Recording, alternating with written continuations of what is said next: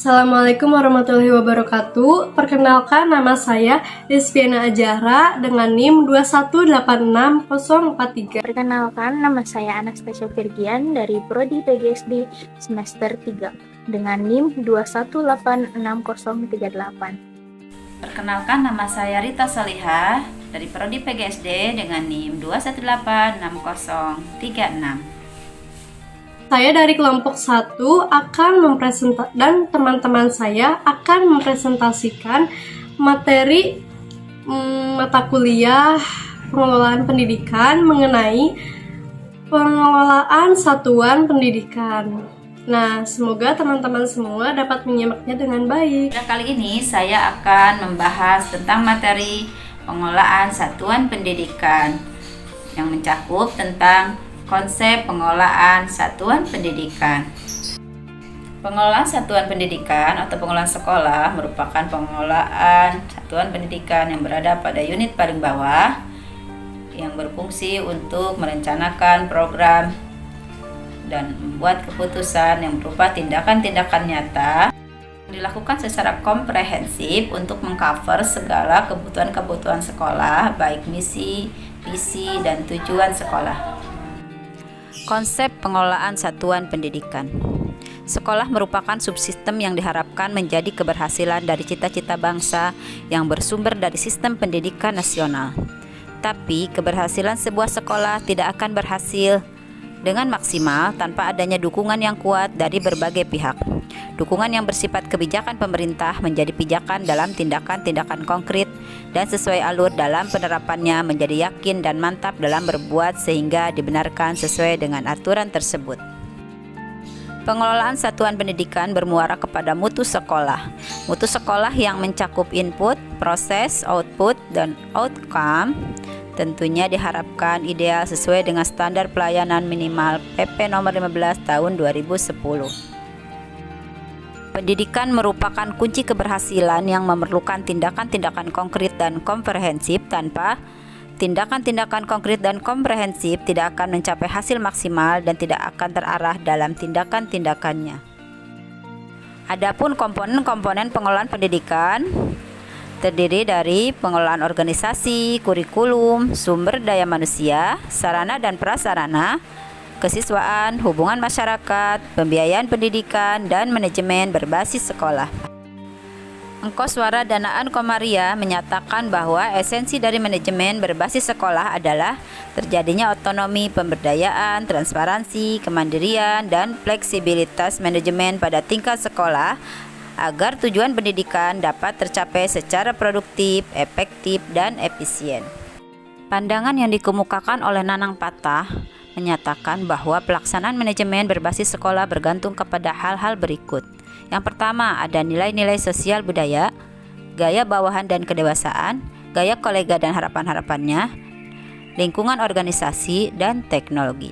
Pandangan tersebut memberikan pemahaman bahwa pengelolaan satuan pendidikan berkaitan erat dengan manajemen berbasis sekolah, bahwa bagaimana sebuah satuan pendidikan atau sekolah dapat merencanakan, mengorganisasikan, mengarahkan, dan mengendalikan secara menyeluruh, dapat mengembangkan arah-arah yang benar dalam melaksanakannya atau mengimplementasikan guna mencapai mutu yang diharapkan.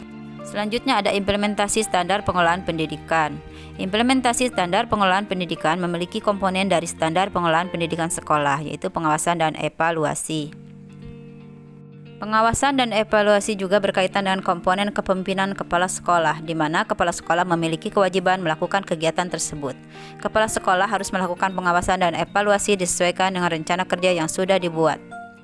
Pengawasan dan evaluasi yang dilaksanakan adalah untuk melakukan pengawasan dan penilaian terhadap guru-guru di sekolah, menyangkut delegasi penjabaran visi, misi, dan peningkatan pelaksanaan program kegiatan sekolah melalui implementasi. Sebagai contoh adalah dengan adanya implementasi pembelajaran tematik di sekolah dasar.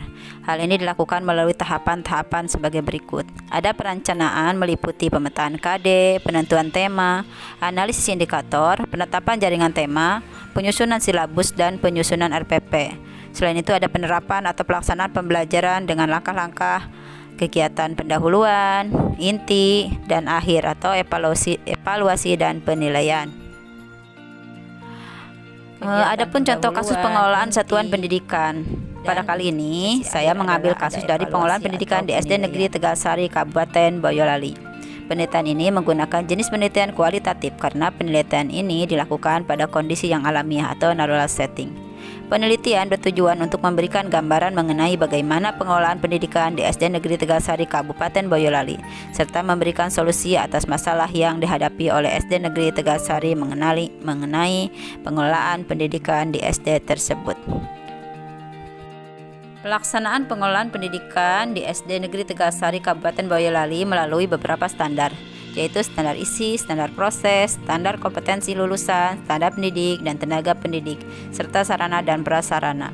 Standar pengelolaan pendidikan, standar pembiayaan pendidikan, dan standar penilaian pendidikan. Dalam pelaksanaan masing-masing standar berjalan dengan baik.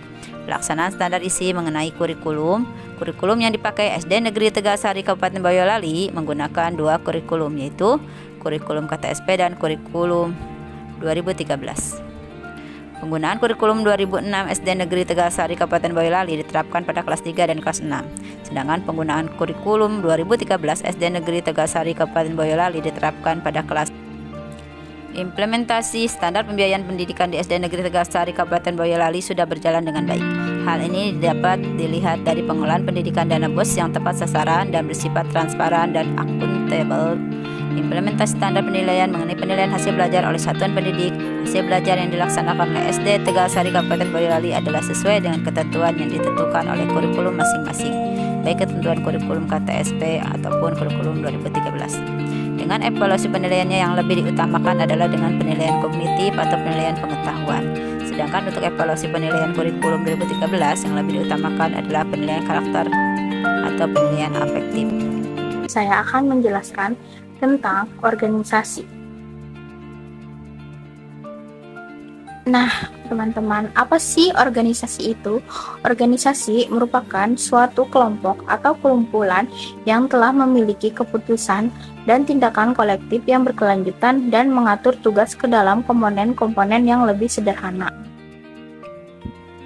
Dengan demikian, bahwa organisasi harus ditetapkan pada kesadaran bersama untuk berbuat dan bertindak dalam mengambil keputusan bersama demi mencapai bersama.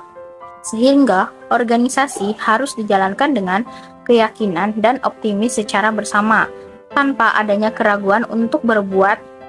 Tetapi persoalannya adalah bagaimana organisasi itu dapat digerakkan dengan baik.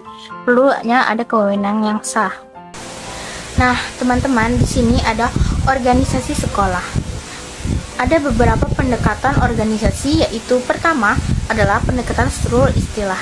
Struktur ini merujuk pada bagian pekerjaan koordinasi, dibagi kelompok, dan dikoordinasi secara formal. Secara struktural, sekolah diorganisasikan dengan struktur tertentu, sehingga komunitas sekolah adalah yang mendukung posisi kepala sekolah, wakil sekolah, koordinator, bimbingan konseling, kepala sub, bagian tata usaha, staf tata usaha, wali kelas, guru, organisasi siswa, dan lain-lain. Struktur organisasi sekolah yang ditata sedemikian rupa bukan untuk membentuk kelas sosial di lingkungan institusi persekolahan, melainkan agar masing-masing orang atau kelompok orang yang duduk pada unit struktural itu dapat merasakan tugas dan fungsi secara dinamis, efektif, dan efisien. Idealnya, organisasi sekolah distrukturkan sesuai dengan fungsinya. Struktur institusi persekolahan perlu ditetapkan secara benar, dan setiap organisasi yang berada pada struktur organisasi sekolah melakukan tugas pokok dan fungsi secara benar. Mereka harus bekerja secara benar dan mengerjakan yang benar. Jelas bahwa organisasi memiliki tugas pokok dan fungsi melalui aturan untuk anggota-anggotanya yang mengerjakan secara yang benar dan harus dilakukan dengan benar.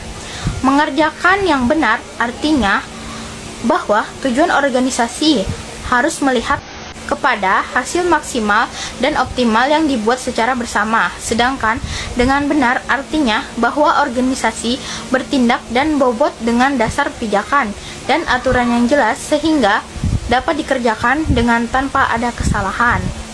tahap-tahap mengorganisasikan sekolah yaitu persiapan, perencanaan, pelatihan, pelaksanaan, dan pengawasan. Nah, baik, selanjutnya tentang ruang lingkup pengelolaan sekolah. Di dalam ruang lingkup ini terbagi menjadi dua hal, yakni pengelolaan sekolah yang bersifat fisik, terdiri dari papan tulis, penjaga sekolah, guru dan siswa, kursi dan meja, dan lain sebagainya yang bersifat fisik.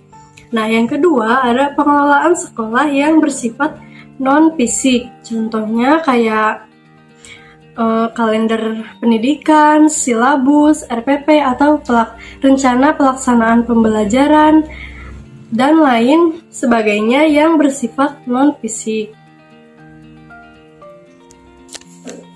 Ada beberapa dimensi yang menjadi tugas pendidikan sekolah dalam kerangka kerja konseptual, yaitu ada dimensi sosial, dimensi kecerdasan, dimensi pribadi, dan dimensi produktif. Nah, adapun indikator pencapaian standar pelayanan minimal atau SPM pendidikan dasar oleh sekolah atau madrasah, yaitu 1. Setiap SD atau MI menyediakan buku teks yang telah ditetapkan oleh pemerintah, mencakup mata pelajaran Bahasa Indonesia, Matematika, IPA, dan IPS dengan perbandingan 1 set untuk setiap siswa. Kedua, setiap SMP atau MTS menyediakan buku teks yang sudah ditetapkan oleh pemerintah mencakup semua mata pelajaran. Ketiga, setiap SD atau MI menyediakan 1 set alat peraga IPA yang terdiri dari model kerangka manusia, model tubuh manusia, globe, dan lain-lain. Nah, itu dia 3 indikator pencapaian standar pelayanan minimal yang bisa saya sebutkan. Permendiknas nomor 15 tahun 2010 tentang standar pelayanan minimal lebih menekankan kurikulum tingkat satuan pendidikan atau KTSP digantikan oleh kurikulum 13. Sebelum proses pembelajaran berlangsung, guru-guru telah menyiapkan aspek berupa RPP, metode media pembelajaran, metode belajar, bahan ajar, dan evaluasi. Nah, implementasi pembelajaran dilakukan dengan menggunakan pendekatan yang aktif, kreatif, efektif, dan menyenangkan. Dalam implementasi pembelajaran di SDIT Insan Sejahtera, ini kepala sekolah memberdayakan faktor-faktor pendukung yang dimiliki oleh sekolah, seperti menentukan supervisi, baik dalam bentuk sharing maupun briefing, atau memberikan solusi kepada guru jika ada kendala dalam proses belajar mengajar di kelas.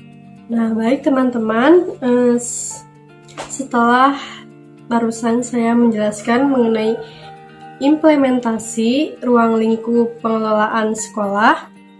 Nah, kini saya akan membahas tentang studi kasus implementasi manajemen kurikulum di SD 16 Bilah Barat. Secara terminologi, kurikulum berarti suatu program pendidikan yang berisikan berbagai bahan ajar dan pengalaman belajar yang diprogramkan, direncanakan, dan dirancang secara sistematika atas dasar norma-norma yang berlaku dan dijadikan pedoman dalam proses pembelajaran bagi pendidik untuk mencapai tujuan pendidikan. Implementasi manajemen kurikulum di SD 16 Bilah Barat berdasarkan hasil wawancara penulis dengan kepala sekolah Ibu Nur Sadah. Beliau mengatakan, kurikulum yang dipakai di sekolah menggunakan kurikulum 13 untuk kelas 1 sampai kelas 4. Sudah berjalan 4 tahun, sedangkan untuk kelas 5 dan kelas 6 menggunakan kurikulum K13 pada tahun ini, akan tetapi untuk tahun-tahun berikutnya keseluruhan akan menggunakan kurikulum 13. Keberhasilan implementasi terutama ditentukan oleh aspek perencanaan dan strategi implementasinya. Ari Kunto dan Yuliana, tahun 2008. Selanjutnya, ada beberapa hambatan yang terjadi pada manajemen kurikulum itu sendiri. Hal itu dapat dilihat dari keterbatasan akan saran dan prasarana, sehingga terjadi hambatan dalam mengimplementasikan dalam manajemen kurikulum.